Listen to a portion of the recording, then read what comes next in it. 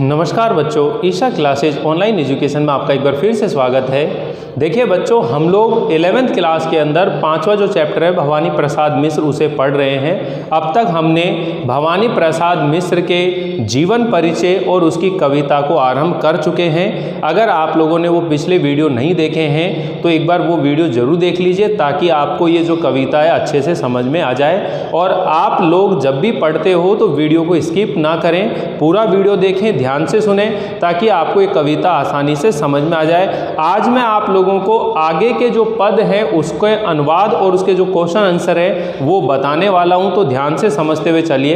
देखिए, यहाँ तक आप परिचित हो चुके हो कि जो भवानी प्रसाद मिश्र जी हैं वो इस समय जेल में कारावास में बंद हैं। और कारावास में रहने का या जेल में बंद होने का जो कारण है वो क्या है कि 1942 में 1942 में भारत छोड़ो आंदोलन जो हुआ था उसके तहत उन्हें जेल जाना पड़ा था।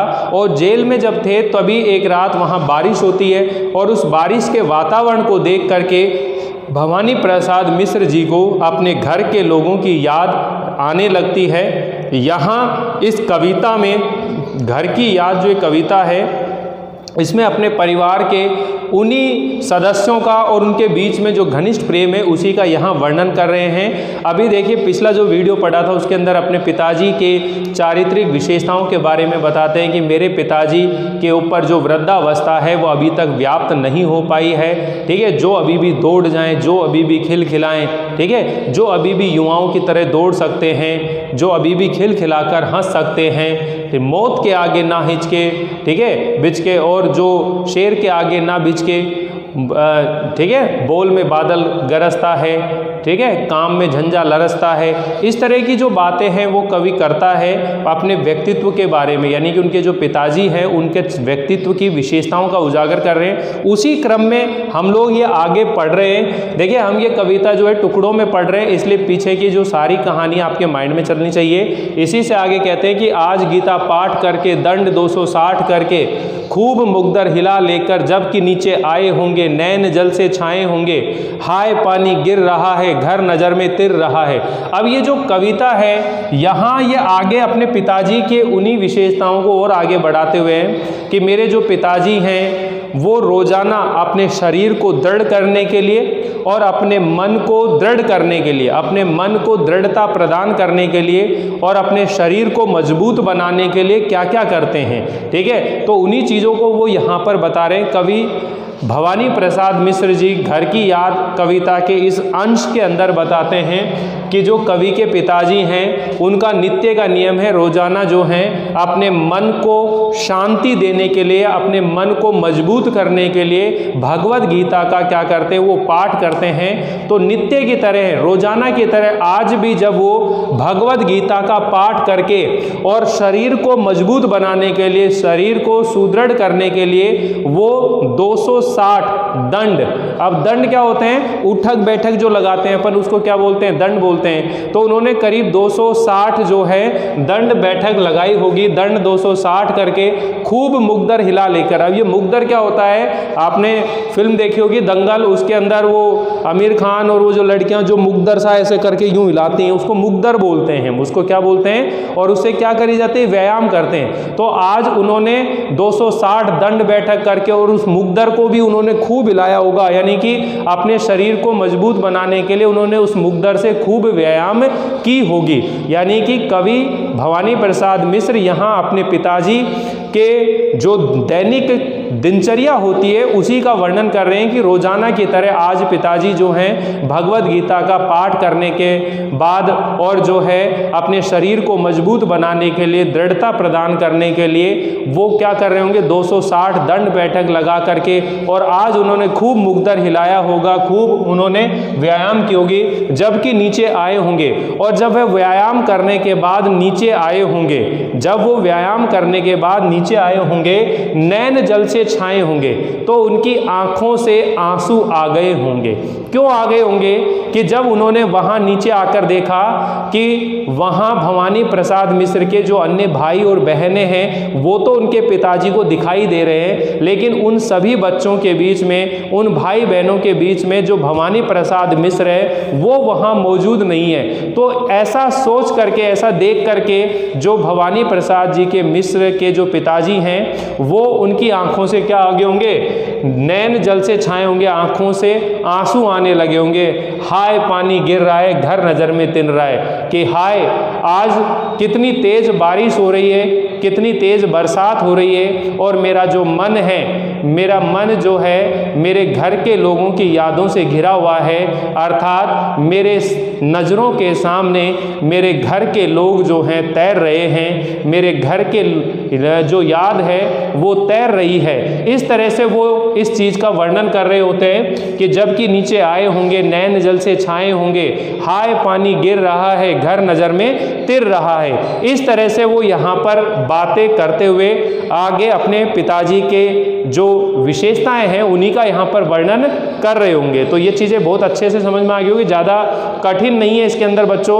अगर आप ध्यान से देखने की कोशिश करेंगे, समझने की कोशिश करेंगे, बहुत सरल है। तो यहाँ पर देखो, कवि के पिताजी जो हैं वो अपने तन और मन, तन यानी कि शरीर, मन, तन और मन को सुदृढ़ता प्रदान करने के लिए क्या किया करते हैं। तो आप लिखेंगे भाई कवि के जो पिताजी हैं वो अपने तन को, अपने शरीर को मजबूत बनाने के लिए या अपने शरीर को दृढ़ता प्रदान करने के लिए नित्य प्रति 200 दंड बैठक करते हैं और खूब मुखदर हिला करके व्यायाम करते हैं। साथ ही मन को सुदृढ़ता प्रदान करने के लिए, मन को सुदृढ़ता प्रदान करने के लिए वो भगवद गीता का क्या करते हैं, पाठ करते हैं। नित्य यानी कि रोजाना वो भगवद गीता का पाठ करते हैं। तो इस तरह से आप ये चीज़ें ध्यान रख सकते हैं कि कवि के पिताजी जो हैं अपने मन और तन को सुदृढ़ता प्रदान करने के लिए क्या किया करते थे। तो यहाँ से आप बता सकते हो बिल्कुल आसान से,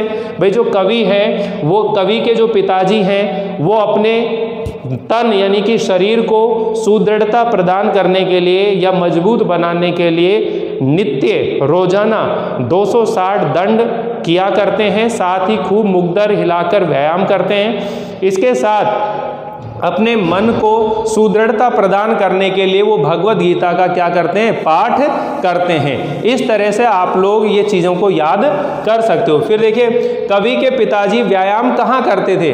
भाई कवि के पिताजी जब कि नीचे आए होंगे, नीचे आए होंगे तो यानी कि व्यायाम कहाँ कर रहे हैं, वो ऊपर। तो जो कवि के पिताजी हैं वो कहाँ व्यायाम करते होंगे, वो ऊपर, या जो ऊपर की जो मंजिल है वहाँ पर वो व्यायाम करते होंगे। तो आप लिखेंगे कवि के पिताजी ऊपर, ऊपरी हिस्सा या ऊपर का जो भाग है, मंजिल है, वहाँ पर व्यायाम करते थे। पिताजी की आंखें क्यों भीग गई होंगी।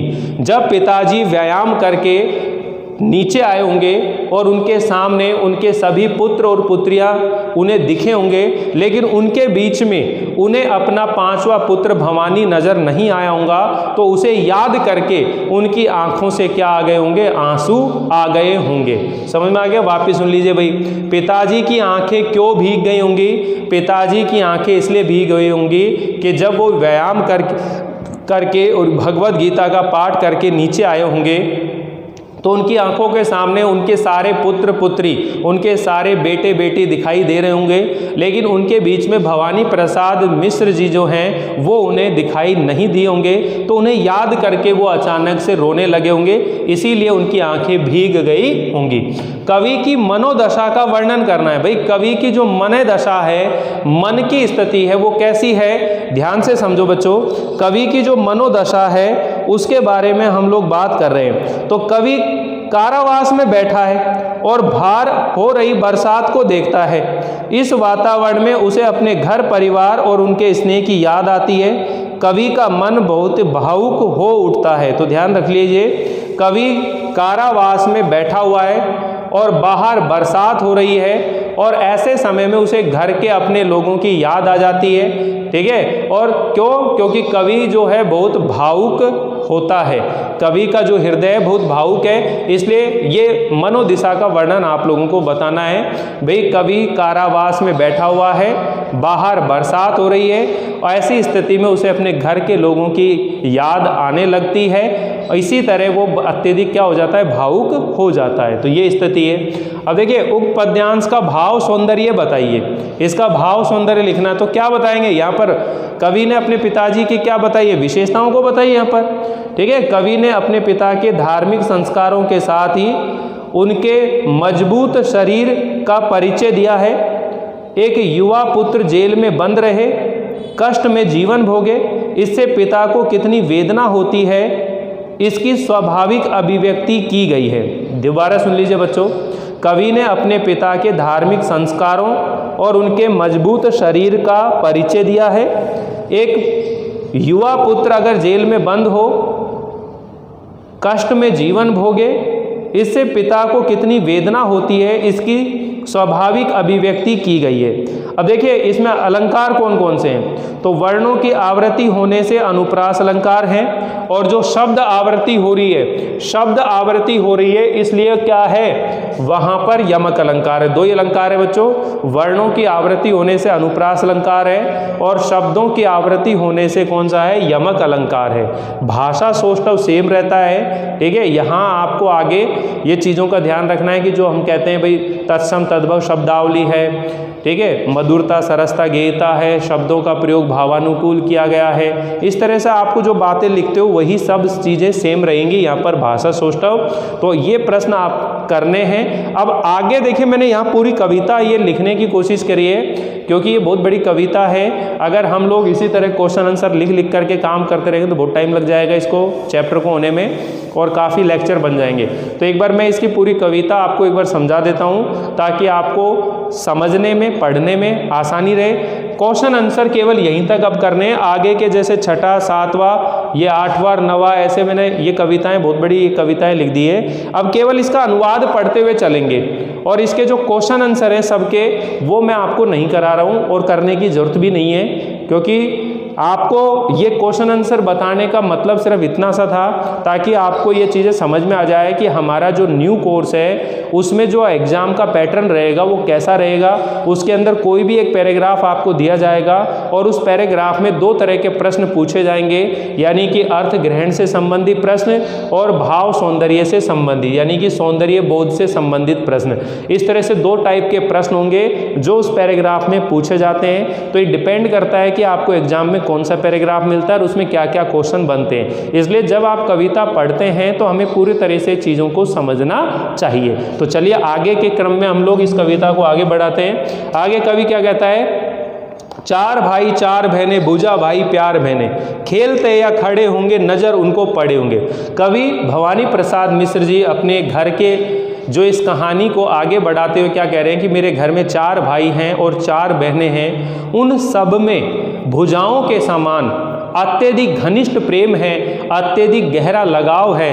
तो यहाँ पर कह रहे हैं मेरे चार भाई हैं, चार बहनें हैं, भुजा भाई प्यार बहनें, और उन सब में भुजाओं के समान अत्यधिक गहरा प्रेम है। जब भी वो खेल रहे होंगे या खड़े होकर बातचीत कर रहे होंगे तो नज़र उनको पड़े होंगे। नज़र किन को पड़े होंगे, कि मेरे पिताजी को वो जरूर से नज़र पड़े होंगे, उन्हें जरूर से वो दिखाई दिए होंगे। यानी कि घर के लोगों के बारे में बता रहे हैं कि मेरे घर के अंदर चार भाई हैं, चार बहनें हैं, वो या तो आपस में मिलकर खेल रहे होंगे या फिर खड़े होकर बातचीत कर रहे होंगे। ऐसी स्थिति में मेरे पिताजी को वो जरूर दिखाई दिए होंगे, नज़र उनको आए होंगे, ठीक है। और पिताजी जिनको बुढ़ापा एक क्षण भी नहीं व्यापा, कि मेरे पिताजी यद्यपि वृद्ध हैं लेकिन वृद्धावस्था जो है उनके शरीर पर एक पल भी दिखाई नहीं दी, ठीक है ना।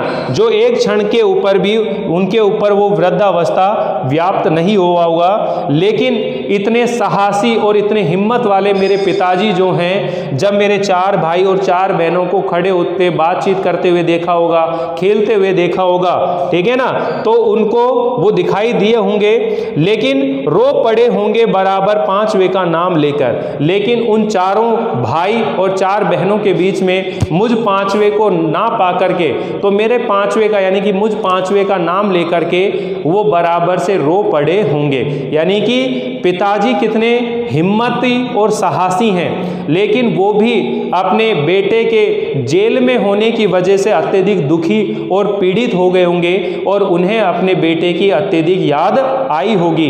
इसी चीज को वो यहाँ पर दिखाना चाह रहे हैं, व्यक्त करना चाह रहे हैं। तो वापिस सुनिए क्या कह रहे हैं, चार भाई चार बहनें, भुजा भाई प्यार बहनें, खेलते या खड़े होंगे, नजर उनको पड़े होंगे।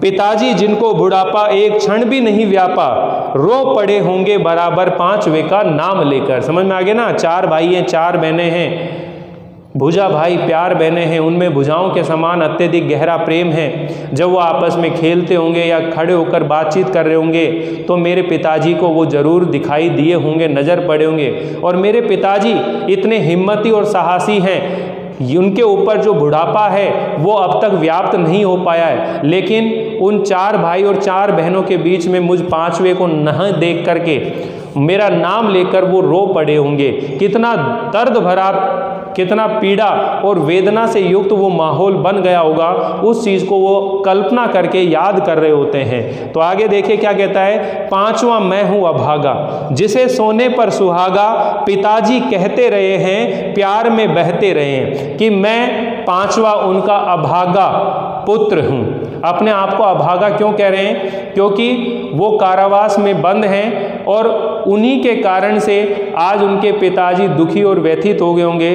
तो कह रहे हैं कि मैं उनका 5वां पुत्र, अभागा पुत्र, ठीक है, जिसे वो हमेशा सोने पर सुहागा, यानी कि सोने पर सुहागा का मतलब होता है कि सोना जो श्रेष्ठ होता है उससे भी सर्वश्रेष्ठ उसकी जो भस्म होती है वो सर्वश्रेष्ठ होती है, ठीक है ना। सोने को जलाकर उसका भाप बनाकर भस्म बनाई जाती है, तो सोने पर सुहागा, ठीक है। तो मैं 5वां उनका पुत्र अभागा, जिसे वो सोने पर सुहागा पिताजी कहते रहे, हमेशा जिसे कहते हैं अरे ये तो मेरा 5वां बेटा है, ये तो मुझे सोने पर सुहागा है, मतलब ये तो इन चारों से बहुत प्यारा बेटा है, बहुत अच्छा बेटा है, सर्वश्रेष्ठ पुत्र है। ये बात मेरे पिताजी हमेशा कहते रहे हैं, प्यार में बहते रहे, और ऐसा कहकर वो हमेशा मेरे प्यार में, मेरे प्रेम में हमेशा डूबते रहे हैं, मग्न रहते रहे हैं। आज उनके स्वर्ण बेटे, आज उनके स्वर्ण के समान सोने जैसे उनके जो बेटे हैं लगे होंगे उन्हें हेठे, उन्हें कुछ कम नजर आए होंगे, कम लगे होंगे, क्योंकि मैं उन पर सुहागा बंधा बैठा हूँ अभागा, क्योंकि मैं उनका जो सर्वश्रेष्ठ पुत्र हूँ इस समय जेल में या कारावास में बंद बैठा हूँ, इसलिए उनको अपने 4 बेटे जो स्वर्ण जैसे हैं आज उनका महत्व भी कम हो गया होगा, क्योंकि उन पर जो सुहागा, उनका जो श्रेष्ठ पुत्र है इस समय मैं जेल में बंद बैठा हूँ। तो यहाँ पर देखिए बच्चों, आगे मैं एक बार इसके क्वेश्चन आंसर और ये आपको समझा देता हूँ। तो क्या कह रहा है, देखो, कवि पिता के प्यार का स्मरण कर सोचने लगता है कि मैं अपने पिताजी का 5वां पुत्र हूँ, अत्यंत अभागा हूँ, मुझे मेरे पिताजी सोने पर सुहागा कहते हैं, अर्थात यदि मेरे चारों भाई उनके लिए सोना है तो मैं उनके लिए सुहागा अर्थात अधिक श्रेष्ठ हूँ, क्योंकि उनका मेरे प्रति और अधिक प्रेम है, इसी कारण वे मेरा स्मरण करके आंसू बहा रहे होंगे। कवि कहता है कि मेरे पिताजी को उनके सोने जैसे बेटे भी तुच्छ प्रतीत हो रहे होंगे, क्योंकि उन पर सुहागा माने जाने वाला बेटा मैं भाग्यहीन आज देश की खातिर कारावास में बंद बैठा हूँ। कवि ने अपने आप को सुहागा क्यों कहा है? जैसे इसमें क्वेश्चन है भाई, कवि ने अपने आप को सुहागा क्यों कहा है? तो आप ये चीज़ बता सकते हैं कि कवि ने अपने आप को सोने पर सुहागा इसलिए कहा है क्योंकि पिता उसे चारों बेटों से अधिक श्रेष्ठ मानते होंगे। कवि ने अपने आप को सोने पर सुहागा इसलिए कहा है क्योंकि उनके पिता उन्हें चारों बेटों से अधिक श्रेष्ठ मानते होंगे। फिर है, कवि ने अपने आप को अभागा क्यों कहा है? कवि ने अपने आप को अभागा इसलिए कहा है कि उसके चारों भाई पिता के पास घर में हैं और वह उससे दूर वहाँ कारागार में बंद हैं। ठीक है, तो बच्चों इस तरह के क्वेश्चन आंसर हैं जो मैंने आप लोगों को नहीं करवा रहा हूँ अभी, केवल आप लोगों को इस समय कविता समझनी है, समझ करके आपको इसको सीखने की कोशिश करनी है कि क्या क्या चीज़ें हो सकती हैं। ठीक है, और आगे देखो क्या कहता है, और माँ ने कहा होगा, जब मेरे पिताजी मुझे याद करके और भावुक हो गए होंगे, आँखों से आंसू आ गए होंगे, तो मेरी माँ ने उनसे कहा होगा, दुख कितना भाव होगा जब मेरी माँ ने उन्हें समझाने के लिए या उन्हें तसल्ली देने के लिए, सांत्वना देने के लिए कुछ कहा होगा, जबकि मेरी माँ को भी उतना ही दुख हुआ होगा, लेकिन मेरी माँ ने अपने दुख को रोककर और मेरे पिताजी को संभालने की कोशिश की होगी, और उस समय माँ ने उनसे कहा होगा दुख कितना भाव होगा, लेकिन अंदर ही अंदर वो दोनों कितने दुखी, कितने पीड़ित हुए होंगे। आँख में किस लिए पानी वहाँ अच्छा है भवानी। कि जब मेरी माँ ने मेरे पिताजी को सांत्वना देते हुए या उन्हें धैर्य बंधाते हुए कहा होगा कि आपकी आंखों में किस लिए पानी है, आपकी आंखों में किस लिए आंसू है, हमारा जो भवानी है वो जेल में बहुत अच्छे से है, बहुत अच्छे से रह रहा है, तुम चिंता मत करो। तो उस समय मेरे पिताजी और मेरे माताजी अंदर ही अंदर अपने हृदय में कितने गहरे दुख को रोक करके और एक दूसरे को तसल्ली दे रहे होंगे, किस तरह से अपने आप को संभाल रहे होंगे। वह तुम्हारा मन समझकर और अपनापन समझकर, आगे कहती है कि जो भवानी है वो तुम्हारा मन समझकर, तुम्हारे मन की बातों को समझ करके और अपनापन समझकर गया है सो ठीक ही है। अगर वह देश की खातिर बलिदान होने के लिए जेल में गया है, कारावास में गया है तो ठीक है, ये तुम्हारी ही लीक है, क्योंकि वह तो तुम्हारे ही बताए हुए मार्ग पर चल करके आगे गया है, तुम्हारे ही मार्गदर्शन को लेकर वो आगे बढ़ा है। अगर वो ऐसा कर रहा है तो उसने हमारे जीवन में बहुत अच्छा कार्य किया है, इसलिए तुम इस तरह से क्यों रो रहे हो, तुम्हारी आंखों में इतना आंसू क्यों आ रहे हैं। इस तरह मेरी माता ने जब कहा होगा तो हाय कितना सहा होगा, अंदर ही अंदर उन्होंने कितने दुख और पीड़ा को सहन किया होगा, इस तरह से यहाँ पर बता रहे। और माँ ने कहा होगा दुख कितना बहा होगा, आंख में किस लिए पानी वहाँ अच्छा है भवानी, वह तुम्हारा मन समझकर और अपनापन समझकर गया है सो ठीक ही है, ये तुम्हारी लीक ही है। कि ये तुम्हारे ही बताए हुए मार्ग पर चलकर और अपने देश की खातिर जो है इस समय जेल में बंद है, अगर वो जेल में गया है सो ठीक ही है, क्योंकि वह उसने तुम्हारे मन की बातों को समझकर और अपनेपन का व्यवहार क्या होने की वजह से उन्होंने ऐसा किया है। ठीक है, पाँव जो पीछे हटाता, आगे कहती है अगर वो पाँव पीछे हटाता अर्थात अपने देश की आज़ादी के लिए जो कदम उन्होंने आगे बढ़ाए थे, अगर उन पैरों को वो पीछे हटाता तो कोक को मेरी लजाता, तो वह मेरे कोक को क्या करता, लज्जित करता। इस तरह हो ना कच्चे रो पड़ेंगे और बच्चे, और इस तरह तुम कमज़ोर मत पड़ो, इस तरह से तुम कमज़ोर मत पड़ो, क्योंकि तुम्हें देखकर घर के और बच्चे जो हैं वो भी रोने लगेंगे। इस तरह जो भवानी प्रसाद मिश्र जी की माँ है वह उनके पिताजी को सांत्वना देती है, धैर्य देती है, तसल्ली देती है और उन्हें समझाने की कोशिश करती है। अगर वह भवानी प्रसाद मिश्र देश की आज़ादी के लिए जो लड़ाई शुरू की थी, अगर उस लड़ाई से अपने पैरों को पीछे हटाता या कायरों की तरह पीठ दिखाकर वापस आ जाता तो वह निश्चित तौर पर मेरी कोख को क्या करता, लज्जित करता। इस तरह हो ना कच्चे रो पड़ेंगे और बच्चे, और इस तरह से तुम कमज़ोर मत पड़ो, इस तरह से अपने दिल को कच्चा मत करो, क्योंकि तुम्हें ऐसा देखेंगे तो घर के जो और बच्चे हैं वो रोने लगेंगे, उनकी आंखों से आंसू आने लगे। उस समय पिताजी ने अपने सारे दुख, अपने सारे पीड़ा वेदना को रोक करके और मेरी माताजी को उन्होंने कहा होगा, पिताजी ने कहा होगा हाय कितना सहा होगा।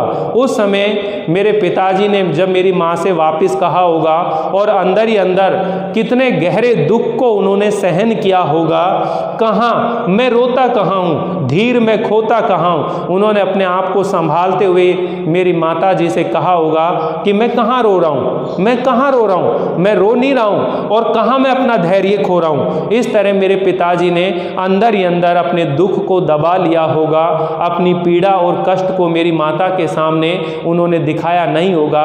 हाय कितना दुख सहा होगा। उस समय मेरे पिताजी ने अंदर ही अंदर कितने गहरे दुख को सहन किया होगा। इस तरह जो भवानी प्रसाद मिश्र जी हैं वह अपने घर के जो स्थिति है, घर के लोग हैं, उनकी जो कल्पना उन्होंने ये करके बताई है कि किस तरह का माहौल रहा होगा, बड़ा ही सुंदर और मार्मिक चित्रण उन्होंने घर का किया है भवानी प्रसाद मिश्र जी ने। इतनी शानदार कविता है, घर के लोगों के बीच में कितना गहरा प्रेम है, पिताजी कितने कैसे उनका ध्यान रखते हैं, माता का क्या व्यवहार है, भाई और बहनों के बीच में कैसा संबंध है, परिवार का पूरा माहौल, पूरा चित्रण उन्होंने इस कविता में कर दिया है। तो बच्चों यहाँ भी ये कविता अभी कंप्लीट नहीं हुई है, अभी और बची हुई है। नेक्स्ट वीडियो के अंदर ये कविता जो है कंप्लीट हो जाएगी।